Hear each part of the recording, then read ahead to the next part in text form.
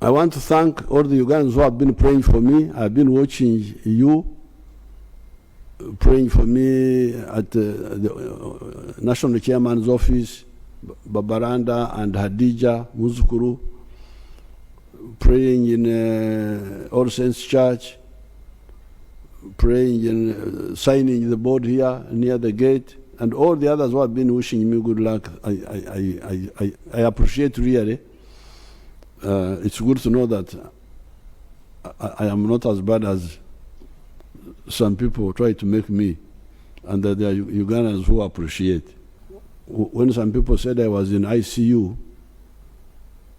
I think my ICU here is a good one, because it allows me to do one or two things, assisted by my comrade, Mama Janet, who is here, from a distance, as you can see.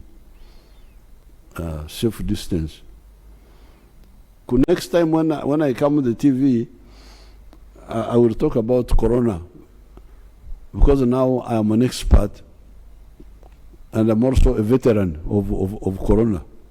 So you count me among the veterans.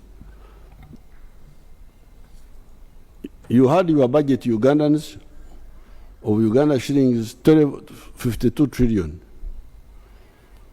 While I support that budget because there is no other solution in the short run, it is important to know, Honorable Kasaija talked about it, but it should be highlighted,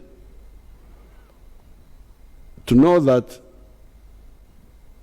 shilling 17 trillion of that budget is to pay debts. He talked about it towards the end of his speech. He talked about it. But it should be highlighted. The 52 trillion you are talking about, 17 trillion of it is to pay debts. Amabanja. Many of these debts were being pushed by the neo-colonial public servants until recently, when I put down my foot and insisted on approving every loan. That's why you hear that these loans take time now to be approved, because I insisted I must approve of every loan, external loan. Because all this money was not worth borrowing. If you audit it, it was not borrowed for a good purpose.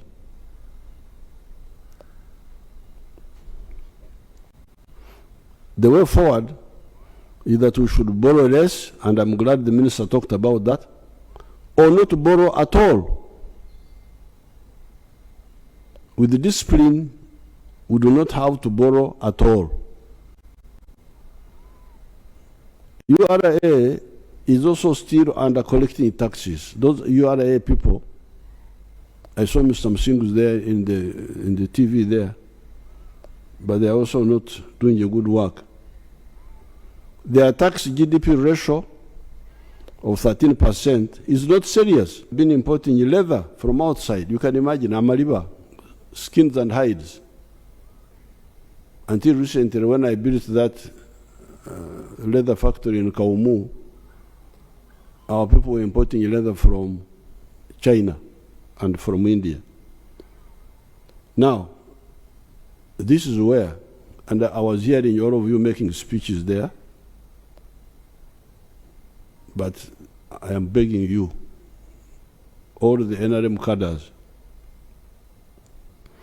this is where history demands collective and cohesive action from the NRM cadres.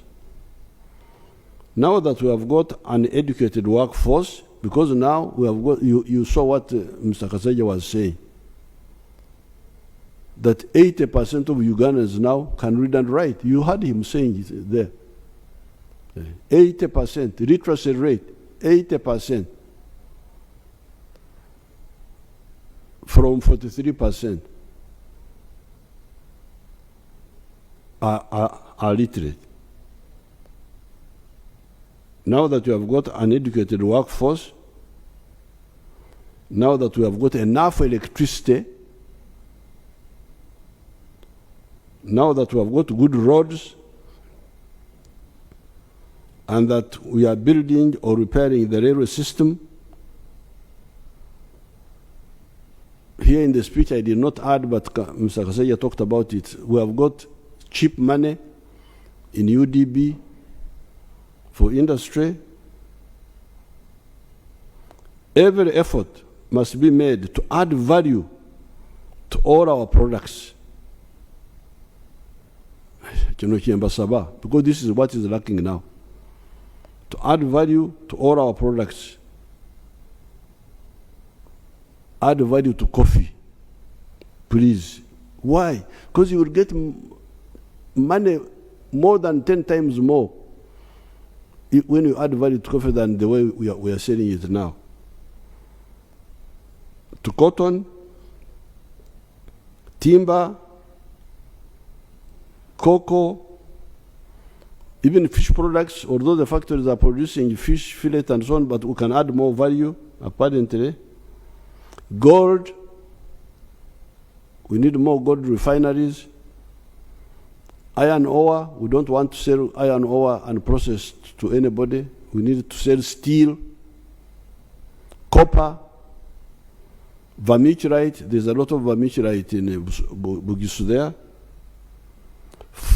Phosphates, you can imagine we are crying that there is a war in Europe, so we can't get phosphates now. We have phosphates here in Tororo. The Chinese man who had come there, our people stole money from him.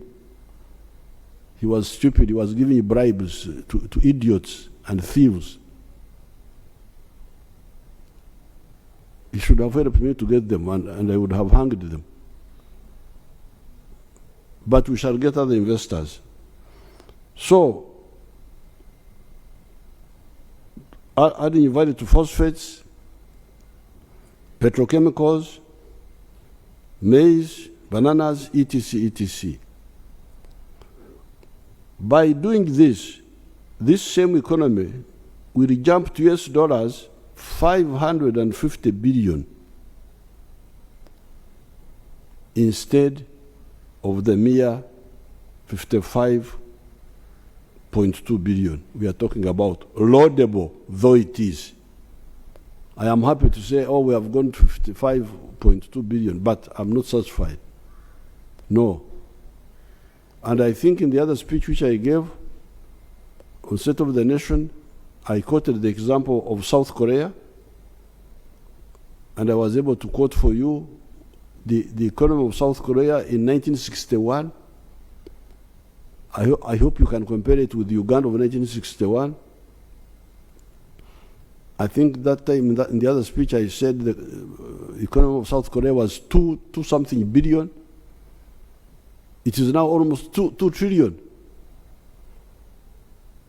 Imagine the little South Korea has got a GDP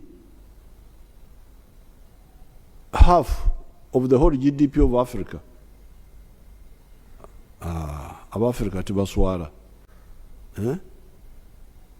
South Korea is half size of Uganda.